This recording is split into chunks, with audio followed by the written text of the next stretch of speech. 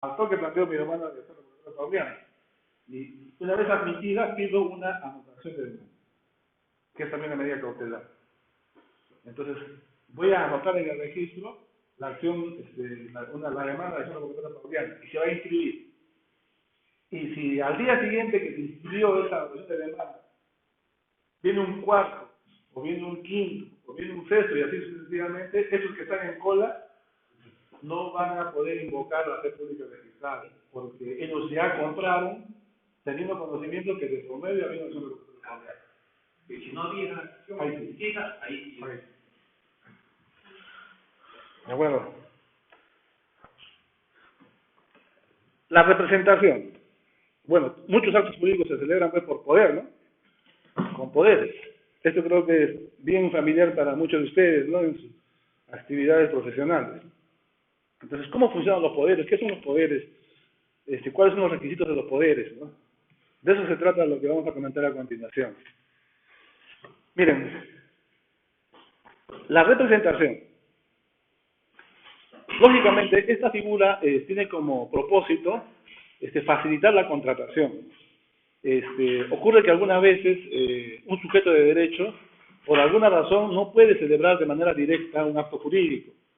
Por cualquier razón, razones de salud, de comodidad, de trabajo, no puede celebrar un acto jurídico porque está lejos del lugar de la contratación, en fin. Entonces, es necesario de que una persona celebre ese acto jurídico, pero en beneficio propio, en beneficio de esa persona que no puede celebrarlo de manera directa. Entonces, de eso estamos hablando cuando hablamos de la representación. Esta representación, en nuestro código, en nuestro sistema jurídico, está clasificado, podemos clasificar en representación desde dos puntos de vista. Hay un tipo de representación que se llama legal y hay otro tipo que es voluntario. La representación legal es aquella que nace por disposición de una norma, por disposición del Código Civil en este caso. Y la voluntaria es cuando nace pues, por decisión unilateral de una persona, de un sujeto de derecho. Los casos de representación legal, ahí los he enumerado. Los más llamativos que puedo ver ahí, por ejemplo, la patria potestad durante el matrimonio. Por ejemplo, los hijos. ¿Quién es representante legal de los hijos? Los padres.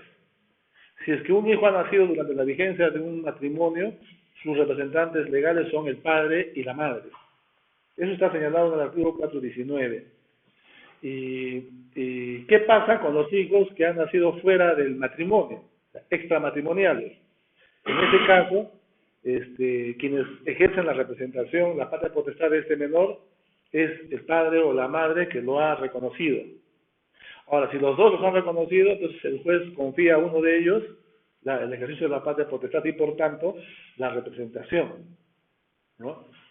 Patria potestad en caso de decaimiento o invalidación del matrimonio, por quien se ha confiado a los hijos. A ver, es un matrimonio, una relación matrimonial donde hay un menor, y el padre y la madre se divorcian. Entonces, ¿quién es ahora el representante vía patria potestad del menor? Entonces, en la sentencia de divorcio, el juez tiene que haberse pronunciado sobre ese punto, ¿no? En el ámbito de derecho de familia se establece de que en los casos de una sentencia de ese tipo, el juez necesariamente debe disponer también y a quién se confía la patria potestad del hijo. Porque se entiende que cuando hay una separación o un divorcio, cada uno de los excónyuges se va a ir por su lado, ¿no? ¿Y con quién se va a quedar el menor? Y si se va a quedar con alguien, tiene que ser esa persona el representante legal, y eso lo tiene que decir el juez en la sentencia. Ahora, deberes y derechos que genera la patria potestad. Bueno, ahí está la representación, etc. Y el menor bajo tutela. ¿Qué pasa con un menor que no tiene a su padre ni a su madre? Entonces tiene que designarse a un representante. En el caso de los menores de edad, se genera la figura de la tutela, ¿verdad? Y el designado como tutor será pues quien ejerza la representación de ese menor. En el caso de la sociedad conyugal, ¿quién es representante de la sociedad conyugal? Los dos. Para actos de disposición o gravamen, los dos, pero para actos de administración, cualquiera de ellos puede ejercer actos de administración. Normalmente está prohibido que entre marido y mujer puedan celebrar actos jurídicos. salvo que hayan optado por el régimen de separación de patrimonios, ¿no? O sea, marido y mujer no pueden venderse los predios, no pueden venderse los bienes, porque si están bajo régimen de sociedades gananciales se entiende que cualquiera de las cosas que cualquiera de ellos adquiera beneficia a la sociedad conyugal. Otra cosa es que han optado por un régimen de separación de patrimonios que ya hemos hablado pues, hace un rato. Para constituir una empresa jurídica, digamos, una SAT, en el aporte, claro. En el aporte, tienen que intervenir los dos. O sea, no puede celebrar una sociedad tampoco ahí. Ah, ¿entre ellos? No, no. Ah, eso es la cosa de separación de bienes. Sí. Por separación, sí. Si están bajo el régimen de separación, sí lo pueden hacer, ¿no? Pero claro, tienen que estar inscritos porque eso van a verificar en el registro. ¿De acuerdo? Representación en establecimientos abiertos al público. Dice que ya se presume. Claro, cuando uno va a una tienda tipo, ¿qué les digo? No sé, la Curazao, Casa, Plaza Vea, y uno puede comprar no solamente artículos menores, ¿no? También puedes comprar televisores, puedes comprar, no sé, artefactos grandes, puedes comprar un auto. Entonces, allí no estamos pidiéndole pues al que está en el mostrador hoy el poder especial por escritura pública, ¿no? ¿No es cierto?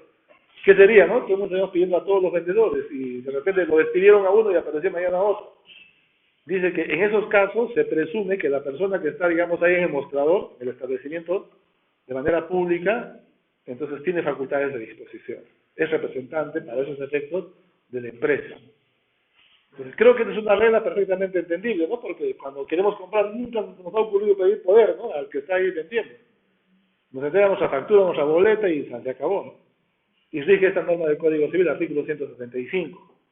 Representación en establecimientos abiertos al público. Se presume que el dependiente tiene poder de representación por su principal, o sea, del empleador, para los actos que ordinariamente se realizan en ellos. Claro, ¿cómo es esto? Bueno, si vamos a Plaza Vea ya sabemos qué cosas es lo que venden, ¿no es cierto? Venden artículos de primera necesidad, hay artefactos, todo eso, ¿no? Y entendemos que el que está en mesa, en caja, tiene facultad, tiene poder. Pero tampoco es el caso que vamos a ir ahí a Plaza Vea y al primer cajero le vamos a decir, véndeme este terreno, ¿no? Véndeme todo este predio de Plaza Vea, ¿no? Porque se presume que tú eres representante. No, el código dice para los actos que ordinariamente realiza. En este caso, la empresa, ¿no? Ordinariamente la empresa, ¿qué hace? Vende, pues, artículos de primera necesidad, artefactos eléctricos, ¿no? Para esos fines rige la presunción.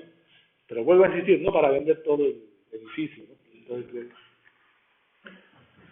ahora, esa es la representación legal, ¿no? Pero al lado de esa representación legal está la representación voluntaria, que puede ser directa o indirecta. Se entiende que es voluntaria porque esta representación nace por acuerdo, por decisión de una persona. En ese sentido es un acto jurídico. Los primeros nacen por orden de la ley, ¿no? Patria potestad, matrimonio, todo eso. Directa e indirecta. ¿Cuándo es directa? La representación es directa cuando el representante actúa en nombre y cuenta del representado.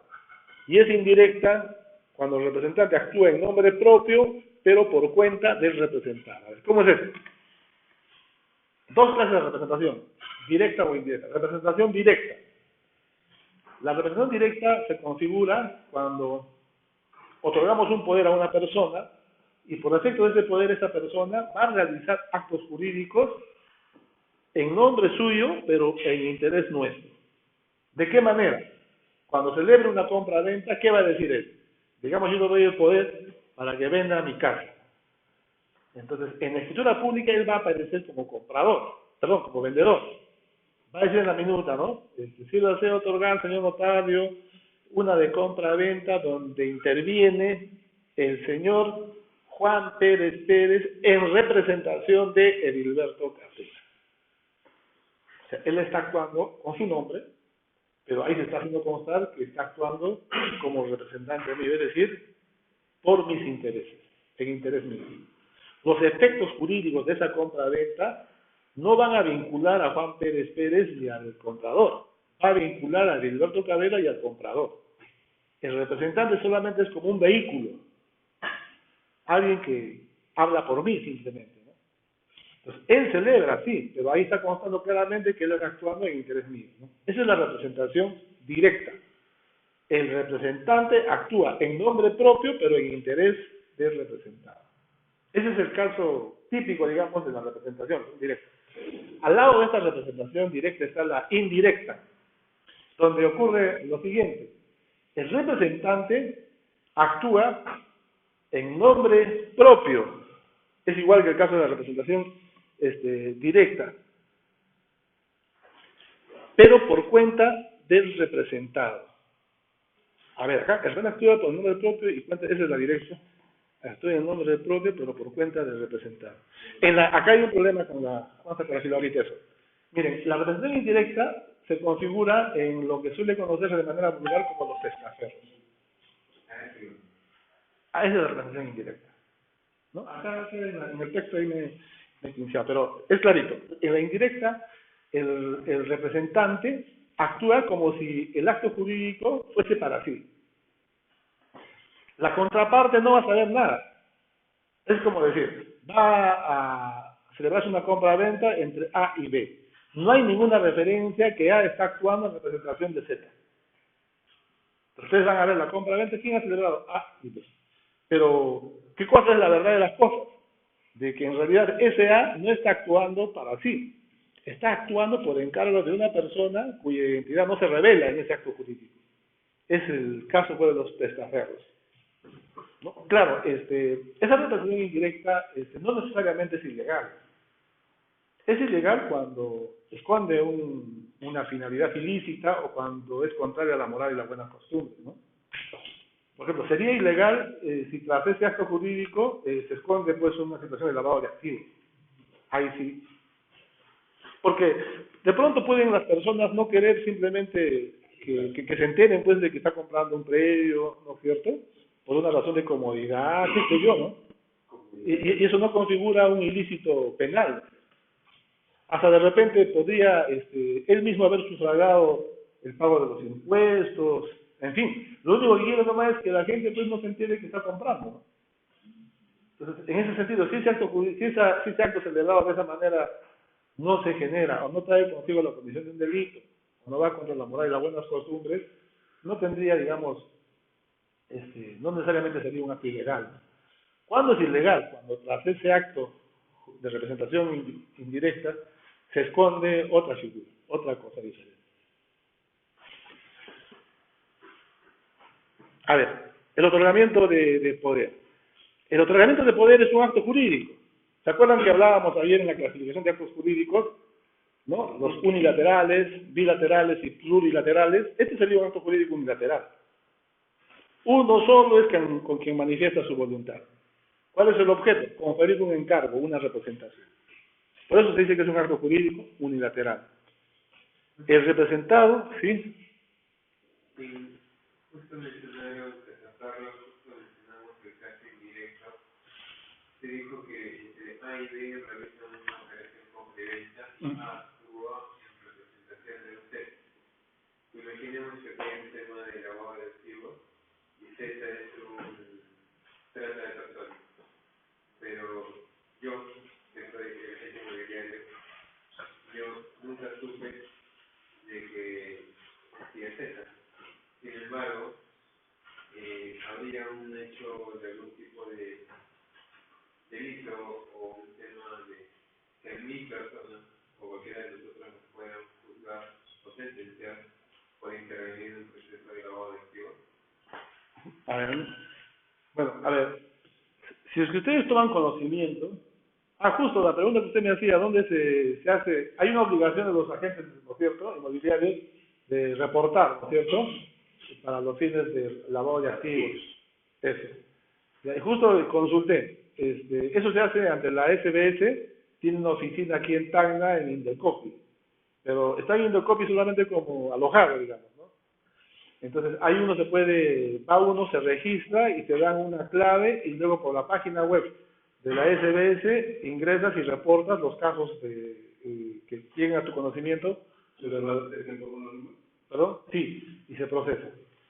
Acá lo vuelvo a decir, en Indecopi está la oficina, pero podría ser en otro sitio. Entonces, hay una persona, un representante, ya, de la SBS. Entonces, te da un acceso como una clave, te genera un código para ti, y luego, a través de la página web, tú reportas cuando te corresponde reportar, ¿no? Lo que me decía el compañero es de que si un agente inmobiliario podría estar involucrado en un caso vinculado a la presencia de un testaferro, ¿cierto? Entonces, depende qué es la información que a ustedes les llegue a su conocimiento, ¿no? Porque eso es lo que se evaluaría en caso de que haya una denuncia en contra del agente inmobiliario. Me decía ese amigo a quien le pregunté eso, me dice, oye, ¿cómo funciona eso? Le digo, mira, me dice, imagínate que yo venda un departamento, me dice, ¿no? A una persona, y yo veo que esa persona es un lustrabotas, y yo me doy cuenta de eso, y resulta que cada mes me trae $5.000. Entonces, ¿de dónde vas a sacar un lustrabotas $5.000 cada mes? Me dice, tengo que reportar. Más o menos ese es el sentido, ¿no?, de la actuación de los agentes inmobiliarios. Entonces, lo mismo aplicaría a usted, ¿no? Si usted conoce o tiene indicios razonables de que ahí hay un caso de lavado de activos, tendría que reportarlo. Y las hipótesis son diferentes, ¿no? No hay una regla, digamos. No hay, en cada caso concreto habría que ver como lo que me comenta este amigo. Pero en ese escenario uno no se va a dar cuenta, ¿no? Así es. Y en el suelo habría alguna complicación o perjuicio hacia uno. No. Si no tienes forma de saber, ¿de dónde tendrías tú la posibilidad de conocer y reportar? Claro, ¿no? Pero, perdón, esto que dice usted que hay que reportarlo, ese es en el caso supuesto, porque en el banco trabaja así. En el banco se supone que todos están autorizados por la SBS, ¿cierto? En teoría nosotros también deberíamos estar autorizados porque vamos a tener un ingreso de dinero. Bueno, que no es directo, nosotros no estamos prestando ni nada, va a ser un ingreso a nosotros, ¿cierto? Una comisión, hay que ver si se supone que nos tiene que supervisar. También a nosotros no estoy enterada. Pero como dice, nos van a dar un código, y ese código nosotros tenemos que, en el supuesto caso de que por sentido común nuestro, ¿no? Subíamos algo, como dice siempre la otra, que está por soles, acá hay algo raro. Entonces, eso tenemos que reportarlo. No necesariamente nos van a culpar a nosotros. No es así. Bueno, al menos cuando yo trabajaba en el banco, es así. Para pasar casos de estafa y esas cosas, en el banco también hay casos de estafa. O suplantan a una persona con un nombre, ¿no? Te dicen que llamo María Pérez, y no es María Pérez, sino es otro nombre, ¿no? Tú tienes que darte cuenta, ¿no? Que se va a tapar. Es igual. Asumo yo que Claro. En la ley y el reglamento de la ley del agente inmobiliario, justamente está pues es un deber de los agentes inmobiliarios, ¿no? Y es una falta también si es que mañana más tarde se comprueba que no ha actuado como debía actuar, ¿no? Y eso está sujeto a una evaluación, obviamente, un control, ¿no? Pedirán pruebas, actuarán pruebas, ¿no? Pero como dice la señorita, las hipótesis pueden ser bastantes. Ya está en cada quien pues sacar su línea, ¿no? Llegado en el caso concreto. ¿De acuerdo? Bien, decimos entonces que es un acto jurídico. ¿Cuáles son las características? Ya lo hemos dicho, es unilateral, porque para que exista este acto jurídico no se requiere la concurrencia de dos personas, basta uno de ellos, el otorgante del poder, es voluntario, salvo excepciones. Es complejo porque hay una vinculación, hay una relación de apoderamiento de que otorga al representado y con un tercero con quien finalmente va a contratar. Es gratuito por regla general, pero nada impide de que se pacte o se convenga alguna remuneración. ¿Cuáles son los requisitos? Como todo acto jurídico, quien celebra debe ser una persona con capacidad tanto de goce como de ejercicio. ¿Cuál es el objeto? Constituir una relación jurídica vinculada a la representación. Hay una finalidad, la finalidad igualmente debe ser lícita. La forma. En actos de apoderamiento, la regla general es que hay libertad de forma, o sea, puede otorgarse un poder por documento privado, con firma legalizada, o por escritura pública, pero por escritura pública o con forma, únicamente en los casos previstos en el ordenamiento jurídico civil. Un supuesto está regulado en el artículo 156. Dice, para disponer de la propiedad del representante o gravar sus bienes, se requiere que el encargo conste en forma indubitable y por escritura pública bajo sanción de nulidad. El 156. Para disponer o gravar. La palabra disposición alude a cualquier acto que conlleve la transferencia del derecho de propiedad. La propiedad no solamente se transfiere con la compraventa, también se transfiere con la dación en pago. También se puede transferir a través de una transacción. También se transfiere la propiedad a través de una permuta. ¿Verdad? Cualquier acto jurídico que conlleve la transferencia del derecho de propiedad del representado debe constar por escritura pública. Y si no consta por escritura pública, como dice la norma, el acto jurídico que haya celebrado ese representante es nulo. Para disponer. Pero también dice para gravar, ¿no? Entonces, gravar. Dentro del rubro gravar está la hipoteca. Entonces, si van a hipotecar un predio, necesita que el apoderado tenga poder por escritura pública. Ahora, alguna vez me ha ocurrido, una persona tiene poder para vender, pero no vendió. Lo que trae en la escritura pública no es una venta, sino es una hipoteca. Y viene el abogado y me dice, ¿por qué me observas? Me dice. Le digo, pues tienes facultades para transferir, no para gravar. Pero me dice, si yo puedo disponer, como mayor razón puedo hipotecar. Entonces yo le digo, ¿sí? Yo para estar en la autoridad, es un caso donde le dieron, su hermano era propietario de una vivienda, le dio el poder a su hermana. Su hermana se vendió a ella misma la propiedad. Ah, ya, consigo mismo. Sí. Ya. Y él hizo, construyó, pero en este caso está buscando el precio de construcción. Y mi pregunta es, ¿este caso? Ah, ya, buena pregunta. Sí. Ya, a ver, vayamos por partes, ¿ya? Primero, yo le estaba comentando que tiene poderes para disponer, pero no tiene poderes para gravar.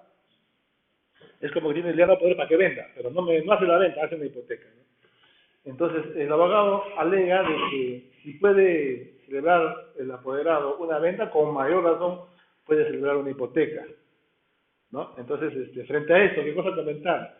De que son dos actos diferentes y con efectos completamente diferentes. ¿Quién dice que de repente la hipoteca puede ser más perjudicial que la misma venta?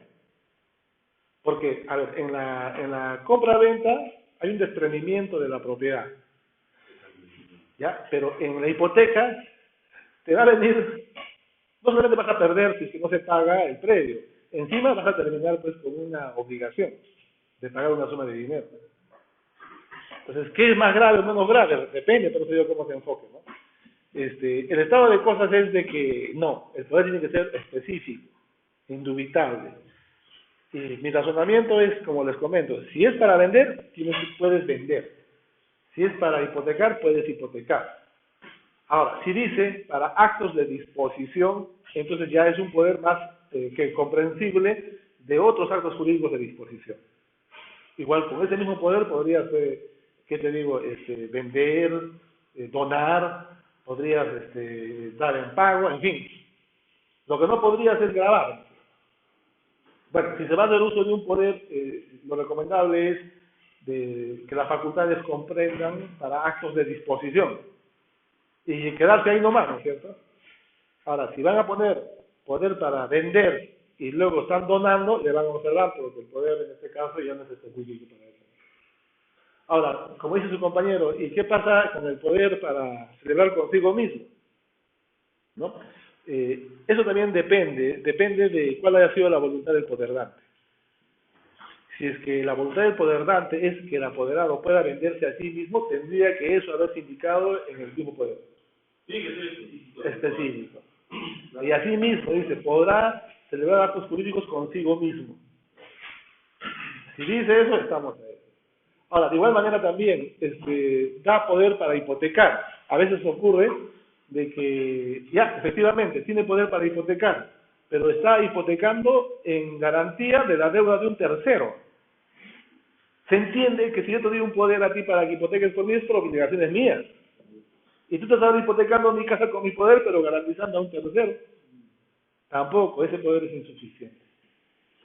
Tendría que decir claramente, ¿no? Y algunas veces yo por lo menos alguna vez he rechazado eso. hasta, sí, algunas veces, me acuerdo que con la SUNAT, un señor que era deudor de la SUNAT estaba hipotecando a favor de SUNAT, ¿no? Creo que querían levantar el embargo y había un trámite que estaban haciendo con la SUNAT y la SUNAT había acordado levantar el embargo, pero que hipotequen un predio en garantía de la deuda que tenían con SUNAT. Pero resulta de que el poderdante no era deudor de la SUNAT. Entonces alguien ha recibido el poder y está levantando con una hipoteca en garantía de que con SUNAT tiene una obligación de un tercero. No, pues no va, no se puede inscribir, porque el poderdante no ha establecido esa hipótesis, esa posibilidad.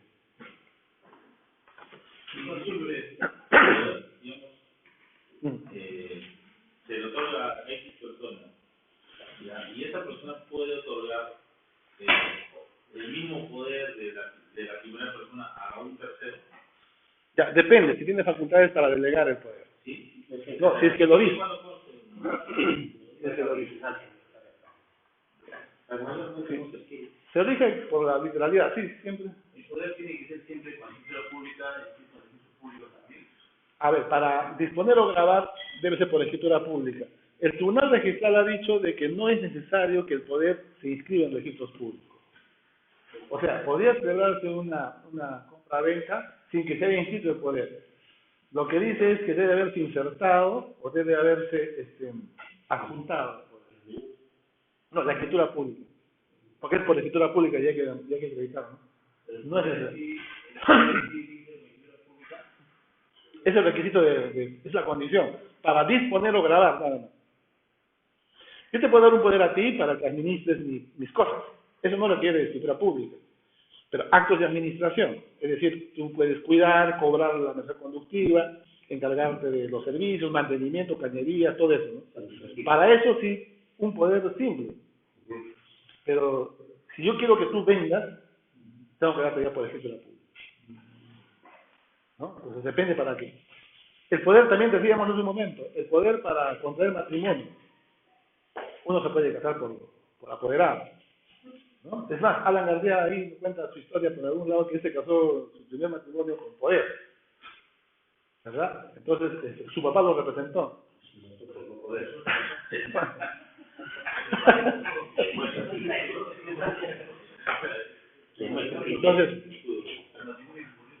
Entonces su papá lo representó. Entonces ese tipo de poder para contraer matrimonio, según el Código Civil, debe constar por escritura pública.